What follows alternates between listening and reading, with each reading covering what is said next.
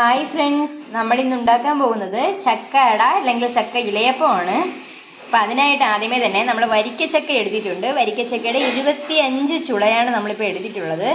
അതിൽ നിന്ന് കുരുവെല്ലാം കളഞ്ഞിട്ട് ആ ഒരു ചക്ക മാത്രമേ എടുത്തിട്ടുള്ളൂ. ചക്കയുടെ കുരുവെല്ലാം കളഞ്ഞിട്ടുണ്ട്. അപ്പം ഇത് നമുക്ക് ആവശ്യമായിട്ടുണ്ട്. ഇതിനി വെള്ളം ചേർക്കാണ്ട് നല്ലപോലെ അരച്ചെടുത്തിട്ട് വരണം. അപ്പം നമ്മളങ്ങനെ അരച്ചിട്ട് ഇനി കാണിച്ചു തരാം. ചക്കയാണ് നല്ലപോലെ അരച്ചെടുത്തിട്ടുണ്ട്.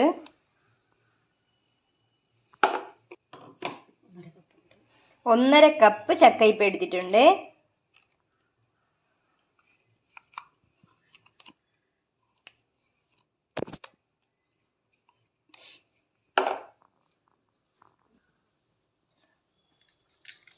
ശർക്കര നല്ലപോലെ കട്ടയില്ലാണ്ട് ചുരണ്ടി എടുത്തതാണേ. ഇതിപ്പോൾ തീരെ കല്ലില്ലാത്ത ശർക്കരയാണ്, അതുകൊണ്ട് നമ്മൾ ഡയറക്റ്റ് ഇങ്ങനെ ചുരണ്ടി എടുത്തിട്ട് തട്ടിയിട്ടുണ്ട്. നിങ്ങൾക്ക് അല്ല കല്ലുള്ള ശർക്കരയാണെങ്കിൽ അത് ആദ്യം ഉരുക്കി അരിച്ചെടുക്കണം. അപ്പോൾ അതും ഒരു കപ്പ് ശർക്കര നമ്മളിപ്പോൾ ചേർത്തിട്ടുണ്ട്. രണ്ടും കൂടി നല്ലപോലെ മിക്സ് ചെയ്യണം. കൈകൊണ്ട് തന്നെ മിക്സ് ചെയ്താൽ മതിയാകും.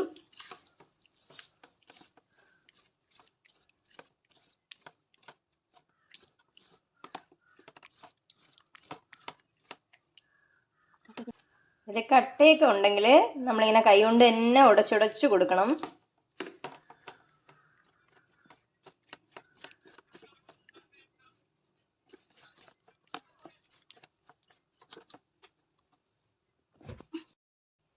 ഇനി നമുക്കിതിലേക്ക് 1 കപ്പ് വറുത്ത അരിപ്പൊടിയും കൂടി ചേർത്ത് കൊടുക്കണം. ഇതിപ്പോൾ പത്തിരിക്കും അപ്പത്തിനും ഒക്കെ യൂസ് ചെയ്യുന്ന അരിപ്പൊടിയാണേ.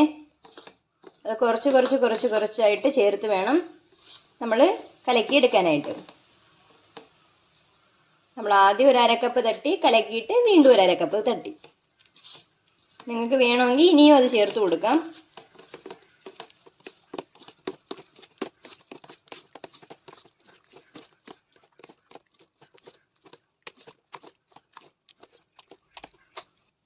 നമ്മൾ 1 ടേബിൾ സ്പൂൺ അരിപ്പൊടിയും കൂടി ചേർത്ത് കൊടുത്തു.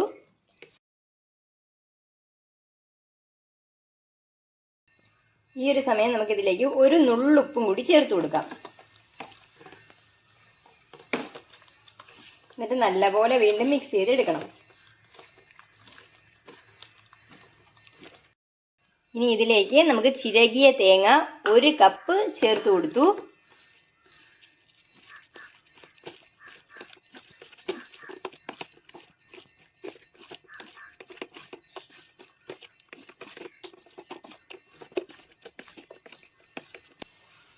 ഇതിൽ ആക്ച്വലി അരിപ്പൊടിയേക്കാളും ചക്കപ്പഴം കൂടുതലായിട്ട് നിൽക്കണം. ആ ഒരു രീതിക്ക് വേണം നമ്മൾ കുഴച്ചെടുക്കേണ്ടതായിട്ട്. ഈ ഒരു സമയം നമുക്കിതിലേക്ക് ചുക്കുപ്പൊടി ചേർത്ത് കൊടുക്കണം. 1/2 ടീസ്പൂൺ ചുക്കുപ്പൊടിയാണ് നമ്മളിപ്പോൾ ചേർത്ത് കൊടുത്തത്. ഇനി നമുക്കിതിലേക്ക് 1/2 ടീസ്പൂൺ ഏലക്ക പൊടിച്ചതും കൂടി ചേർത്ത് കൊടുക്കാം. നമ്മളിത് പഞ്ചസാരയും ഏലക്കയും കൂടി ചേർത്ത് പൊടിച്ചു വച്ചിരിക്കുന്നതാണ്. അതാണ് നമ്മളിപ്പോൾ 1/2 ടീസ്പൂൺ തട്ടിക്കൊടുത്തത്. പിന്നെ അതും കൂടി ചേർത്ത് നല്ലപോലെ വീണ്ടും കൈകൊണ്ട് തന്നെ നമുക്ക് മിക്സ് ചെയ്തെടുക്കാം.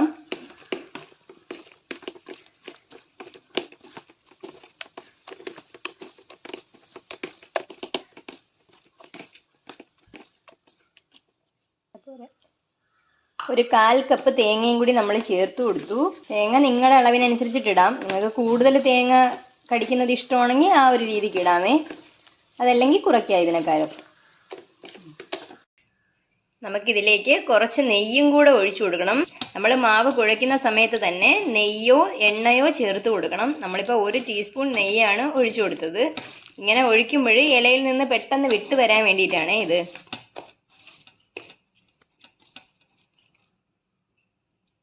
ഇപ്പം നമ്മുടെ മാവെല്ലാം കറക്റ്റ് പരുവമായിട്ടുണ്ട്. ഇനി നമുക്ക് ഇല റെഡിയാക്കാൻ പോവാം. നമ്മളിപ്പോൾ ഇല എടുത്ത് കഴുകി വൃത്തിയാക്കി വെച്ചിരിക്കുന്നതാണ്. നമ്മൾ കുറച്ച് ഇല എടുത്തിട്ടുണ്ട്, അതെല്ലാം കഴുകി വൃത്തിയാക്കി വെച്ചിട്ടുണ്ട്. മാവിൽ എണ്ണ ചേർക്കാൻ മറന്നു പോയിട്ടുണ്ടെങ്കിൽ നിങ്ങൾ ഇലയിൽ എണ്ണ തേച്ച് പിടിപ്പിക്കണം. നിങ്ങൾക്ക് വട്ടയില കിട്ടിയില്ലെങ്കിൽ വാഴയിലയിലാണെങ്കിലും നിങ്ങൾക്കിത് ചെയ്യാവുന്നതേ ഉള്ളേ. ഇലയിൽ കുറച്ച് എണ്ണയോ നെയ്യോ ജസ്റ്റ് ഒന്ന് തേച്ച് പിടിപ്പിച്ച് കഴിഞ്ഞാൽ ഒട്ടാതിരിക്കും, അത് ഒട്ടിപ്പിടിക്കാതിരിക്കും. ഇനി മാവ് ഇങ്ങനെ എടുത്ത് വെച്ച് കൊടുക്കുക.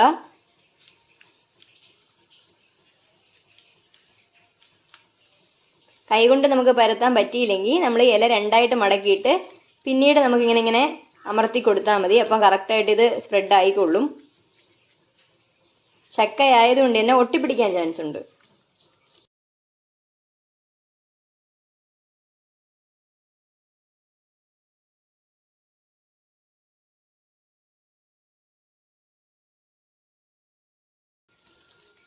ഇങ്ങനെ നൈസായിട്ട് പരത്തി കൊടുക്കുക.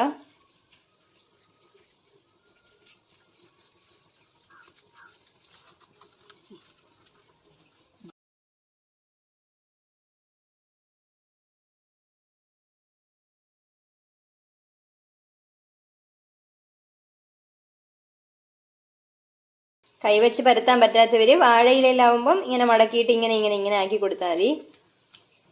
അപ്പോൾ അത് നല്ലപോലെ പരന്ന് കിട്ടും.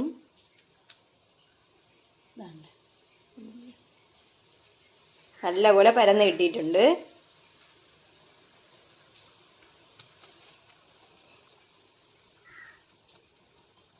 വാഴയിലാണെങ്കിൽ നിങ്ങൾ തിരിച്ചിങ്ങനെ മടക്കി കൊടുക്കണ്ട, ഇങ്ങനെ തന്നെ ജസ്റ്റ് വെച്ചാൽ മതി.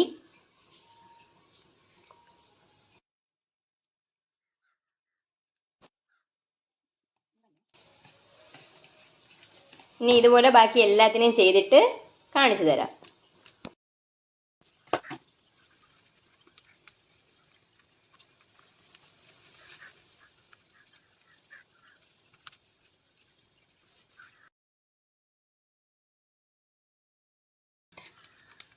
നമുക്കിങ്ങനെ പരത്താൻ പറ്റാതെ കൈ ഒട്ടി പിടിക്കുകയാണെങ്കിൽ കൈയൊന്ന് ചെറുതായിട്ടൊന്ന് വെള്ളത്തിൽ മുക്കിയിട്ട് ബാക്കി പരത്തിയാൽ മതിയേ.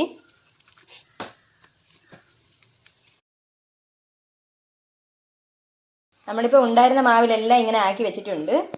ഇഡ്ഡലി പാത്രത്തിൽ നമ്മൾ വെള്ളം വെച്ച് നല്ലപോലെ വെള്ളം തിളച്ചിട്ടുണ്ട്. നിങ്ങൾക്ക് സ്റ്റീമർ ഉണ്ടെങ്കിൽ സ്റ്റീമർ വെച്ചാലും മതിയാവും. ഇനി അതിലേക്ക് നമ്മളിങ്ങനെ ശരിയാക്കി വെച്ചിരുന്ന നമ്മുടെ ഇലയെല്ലാം ഇട്ട് കൊടുക്കാം.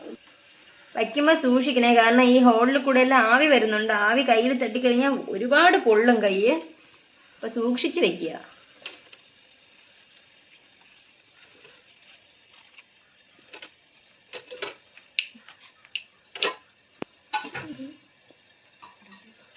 ഇനി നമുക്കിതിനെ അടച്ച് വയ്ക്കാം. അടച്ചതിന് ശേഷം ഒരു 20-25 മിനിറ്റ് ഇതിങ്ങനെ വച്ചിരിക്കണം. അത് കഴിഞ്ഞ് നമുക്ക് വന്ന് നോക്കാം.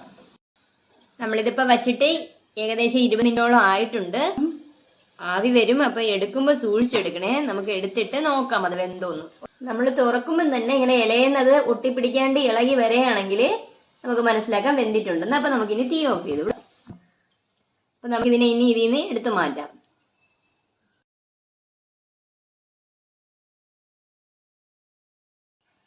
സൂക്ഷിച്ചെടുക്കണേ, കൈ പൊള്ളും.